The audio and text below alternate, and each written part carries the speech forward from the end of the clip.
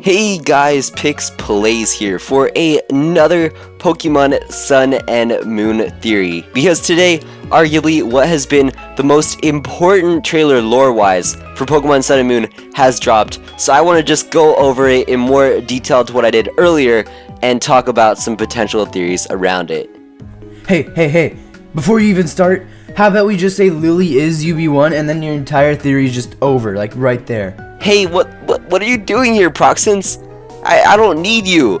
You know what I think about PokeTubers doing these stupid collab videos.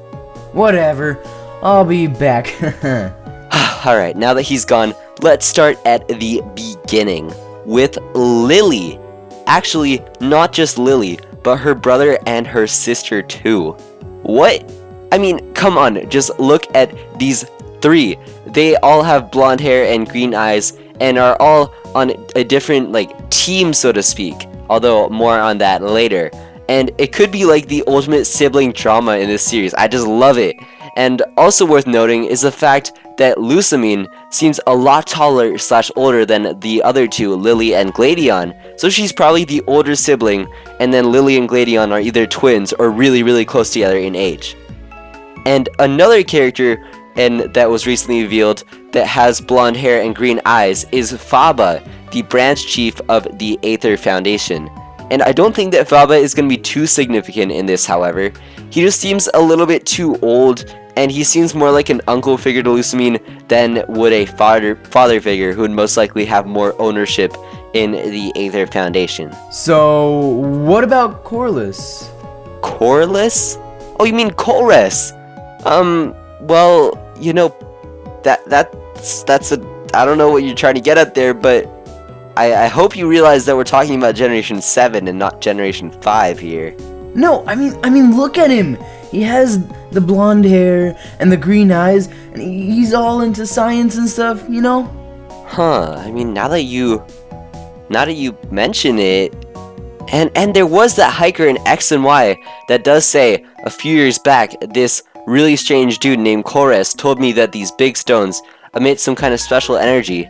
So he's definitely been traveling around the regions. Exactly. What if he's their father? I mean, it all comes together, right? Really? Dude, we aren't G-Noggin here. We can't make it all comes together joke. Just stop, alright? But whatever, no more of you. Shoo. You did bring up a decent point though, I guess. But I'm not really going to focus on all that Corliss stuff, because I think that's a little bit of a stretch. However, it does have some potential.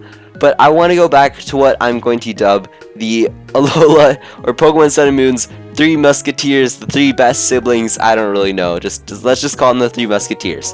So these three siblings obviously have parted ways at some stage, because one joined Team Skull, the other became the leader of, or the head of the Aether Foundation, and Lillie went a separate, more neutral path, and she became the professor's mysterious assistant for quote-unquote personal reasons.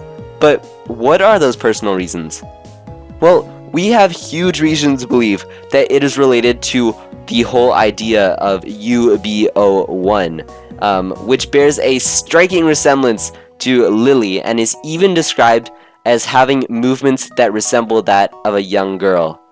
So, you know, it's just shouting Lillie to me. It's just shouting Lillie to me. And since the Aether Foundation are conducting experiments, I think Gladion and Lillie were once helping their older sister with her experiments, which later led to the creation of UB01, and in the meantime, they were battling each other.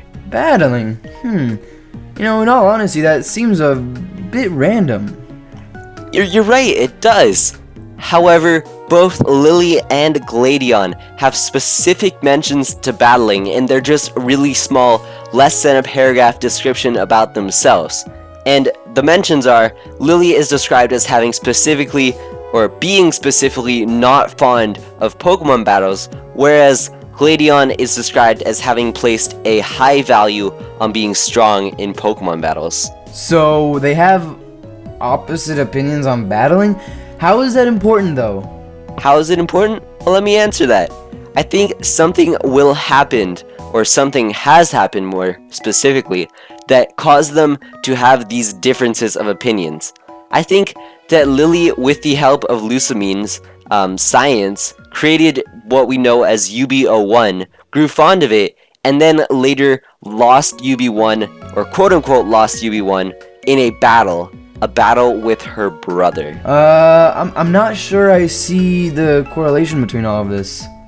Well, UB01 looks really similar to Lillie, and kids, I'm presuming she was a kid, or she was younger at the time of the creation of UB01, tend to design things they see in the world around them, including what they see themselves as. So this could easily be a child's design that unconsciously, looks very similar to what Lillie is. Okay, well, that still doesn't really explain the battling part and the growing fond of it part.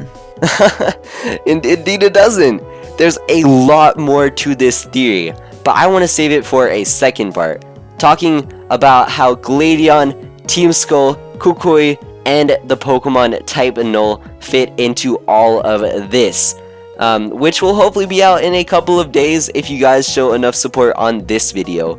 And if you are excited to see that, then definitely should drop a like on this video and subscribe if you are new. And make sure to check out my theory too. Hey dude, no self-promotion, we didn't agree on this. I mean, you were asking for likes a second ago. Fine. I'll be talking about how the Pokemon Sun and Moon games have a relation to the entire multiverse of the Pokemon games, so be sure to check that out. Yup, check that out. Anyways, the name is PixPlays, and I'll see you all next time. Bye!